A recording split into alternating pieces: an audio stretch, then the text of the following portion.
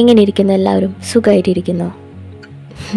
ഞാൻ ഇന്നലെ മുതൽ ഒരു സീരീസ് ചെയ്യാനായിട്ട് സ്റ്റാർട്ട് ചെയ്തിട്ടുണ്ടായിരുന്നു. ഞാൻ ഇന്നലെ പറഞ്ഞ പോലെ പക്ഷികളെയും മൃഗങ്ങളെയും മറ്റു ജീവിവർഗങ്ങളെയും എല്ലാം ഞാൻ അതിൽ ഉൾക്കൊള്ളിക്കുന്നുണ്ട്.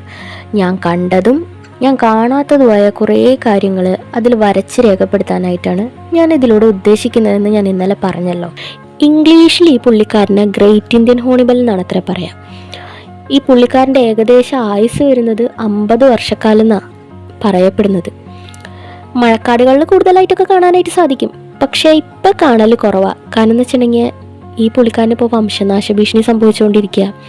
ഞങ്ങളുടെ എവിടെയൊക്കെ കാണാനായിട്ട് സാധിക്കാറുണ്ട് കേട്ടോ. ഇടയ്ക്കൊക്കെ അതിരപ്പള്ളിയിലൊക്കെ പോകുന്ന സമയത്ത് 1-2 കാണാനായിട്ട് പറ്റാറുണ്ട്, ഭാഗ്യം കൊണ്ട്.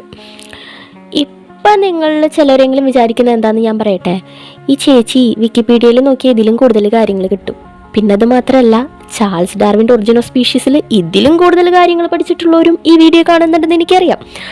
ഓക്കെ, ഞാനതൊക്കെ സമ്മതിക്കുന്നു.